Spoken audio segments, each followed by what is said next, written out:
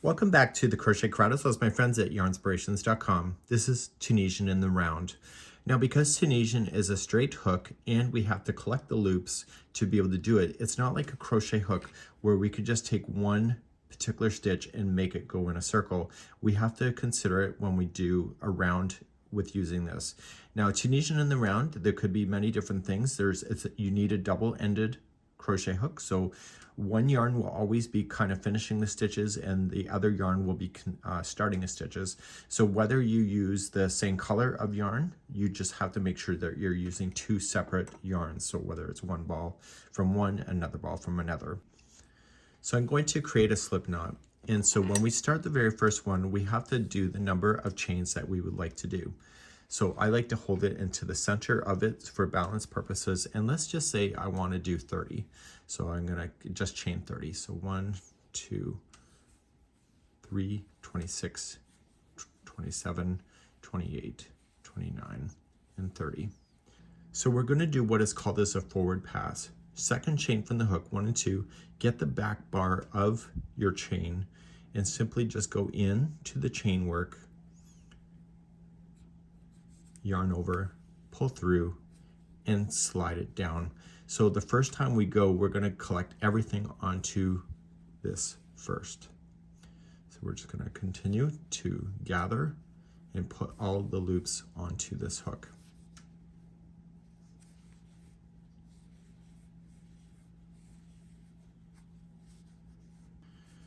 Okay, so we're just now gathered on. So here's the thing, whenever we do a return pass, we normally just start here and go back to get ourselves to 1. But in this case, what we need to do, because it's a Tunisian in the round, we need to slide this whole thing down to the other side of the crochet hook and turn our project around. So we're going to use the secondary ball.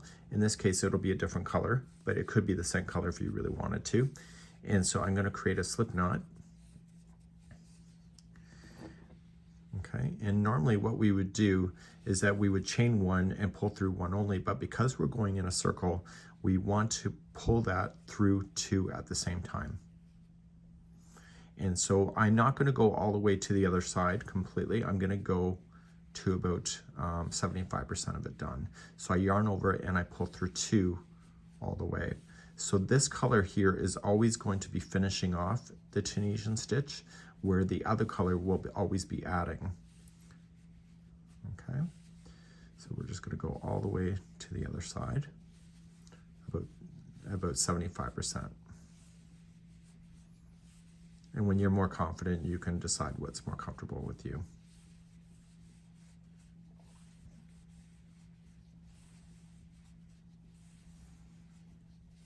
Okay, so I'm going to stop here. So I don't want to go all the way to the end. And now I'm going to turn my hook around, and I don't want the strands to be tangled with each other.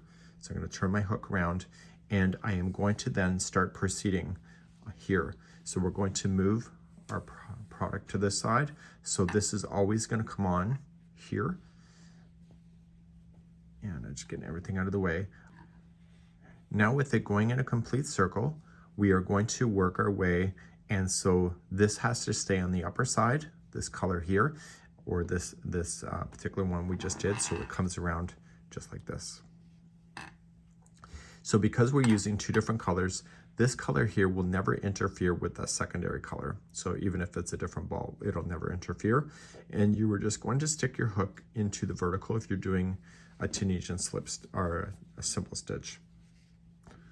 The designer could actually have you do it any other kind of stitch, but you're just going to go in there and you're going to yarn over it and pull through. Okay. And then we come to the next vertical, in, pull through. And so you can see that the 2 pieces are really not joined that well together, but they will get better in the next round as you go. So you're continually adding on the stitches in this coloring as you're going across, and the other coloring is going to continually remove the stitches. And you can only go as far as the stretch of this circle. So if you want more and you don't want to turn it as often, just kind of compress it down.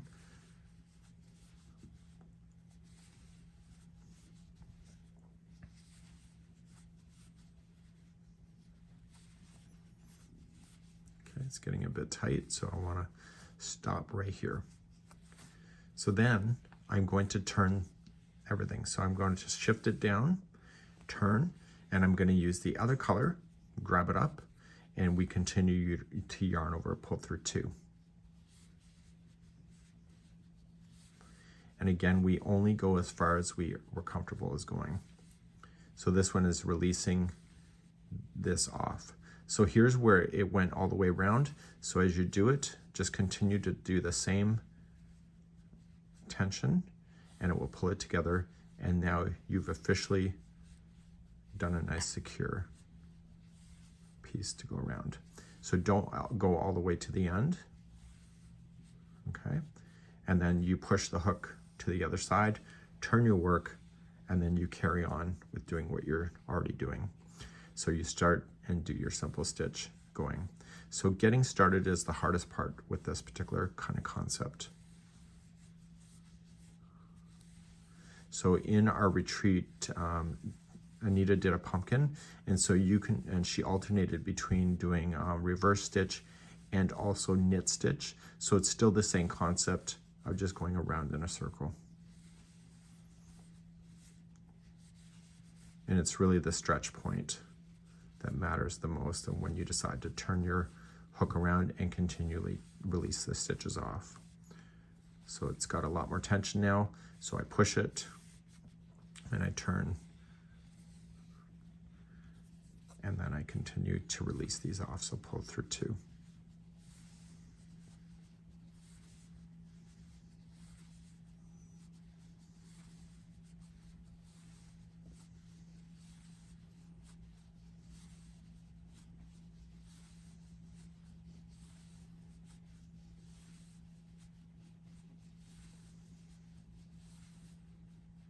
So I don't ever want to go down right to the very last one. I want to keep a few on there.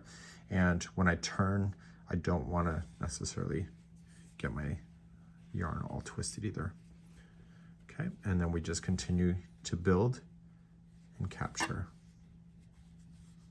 And so you can go in a continuous round like this with stuff like this. So a good hat, if you don't want a seam line, this would be the way to do it. Okay, and you just continue to build. So you're technically kind of building in a continuous round. So you can kind of see that there's a bit of a height difference, and that's because you went all the way around. But because you left an extra long strand, you're going to be able to sew that to pull that back into position.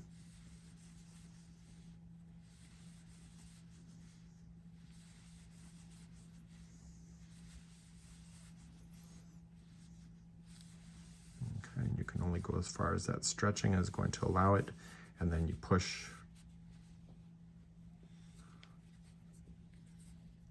and then take the other yarn and start coming off.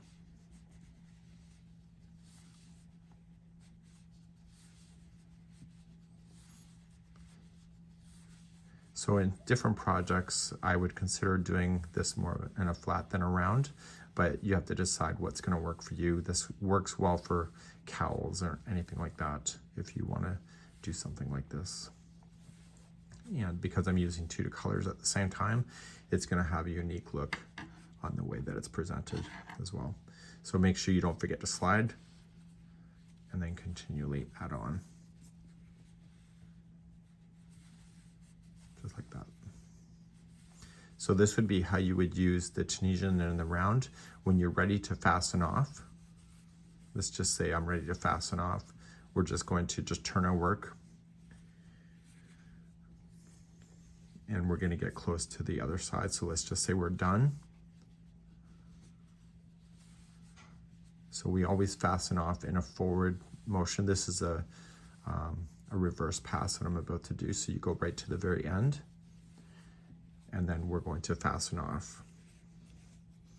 So let that drop to the side. And so instead of yarning over, or sorry, instead of going in and picking it up and holding it, we just pull right through everything and we start releasing it off as we go. And this is called the bind off. And you're going to go all the way around in this motion. And this will finish off the final edge. Like that.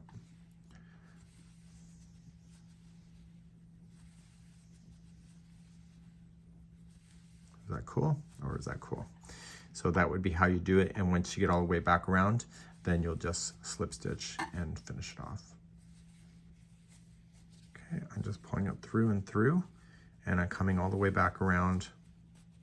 And it's going to be very obvious when you get all the way back around as well that you're going to be finishing up. So then you're just going to slip stitch to the very beginning, and you will just fasten off your yarn, and therefore this would be what it would look like then if you're using two different colors. And if you're using one, it will still look like this, just without the color differential, and the interior will look very solid, like typical knitting.